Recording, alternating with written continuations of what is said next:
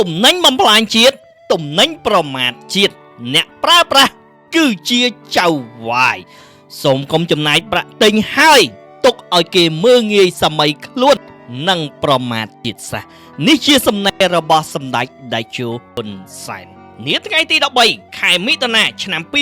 2026នេះក្រោមការដឹកនាំនិងបញ្ជាផ្ទាល់របស់ឯកឧត្តមខួងស្រេងអភិបាលនៃគណៈអភិបាលរាជធានីភ្នំពេញនិងជាប្រធានគណៈបញ្ជាការឯកភាពរដ្ឋបាលរាជធានីភ្នំពេញរដ្ឋបាលខណ្ឌទាំង14សហការជាមួយកម្លាំងចម្រុះមកពីស្នងការដ្ឋាននគរបាលរាជធានីភ្នំពេញអគ្គនាយកដ្ឋានកបបកម្មកុងត្រូលដោយមានការសម្របសម្រួលផ្លូវច្បាប់ពីព្រះរាជអាជ្ញារងអមសាលាដំបងរាជធានីភ្នំពេញបានចុះត្រួតពិនិត្យទីតាំងឃ្លាំងទូចធំក្នុងមូលដ្ឋានសរុបចំនួន18កន្លែងដែលសង្ស័យមាននាំចូលស្តុកទុកចរាចរណ៍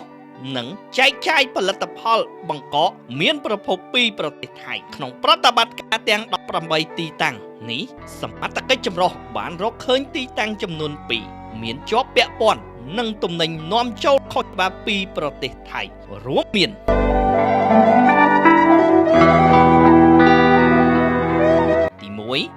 ទីតាំងឃ្លាំងស្តុកទំនិញនាំចូលស្ថិតនៅភូមិត្រពាំងចកសង្កាត់ព្រៃវែងខណ្ឌដង្កោរាជធានីភ្នំពេញរបស់ក្រុមហ៊ុន SKSK ឯក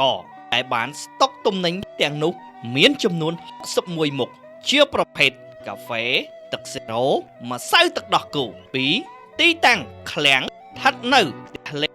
102ផ្លូវ 79BT ភូមិចម្រើនផលសង្កាត់បឹងទំពុនទី1ខណ្ឌមានជ័យដែលបានស្តុកផលិតផលប្រភេទសាច់បង្កក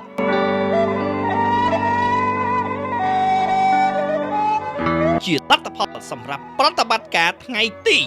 12ខែមិថុនានេះសមត្ថកិច្ចសម្រេចបិទឃ្លុំទីតាំងឃ្លាំងទាំងពីរខាងលើនេះជាបណ្ដោះអាសន្ននិងបានសម្រេចឲ្យនាំខ្លួនម្ចាស់ឬអ្នកគ្រប់គ្រងឃ្លាំងនៅក្នុងខណ្ឌដង្កោចំនួន2និងឃ្លាំងនៅក្នុងខណ្ឌមានជ័យចំនួន1ទៅសាកសួរបន្ថែមនៅការិយាល័យប្រឆាំងបទល្មើសសេដ្ឋកិច្ច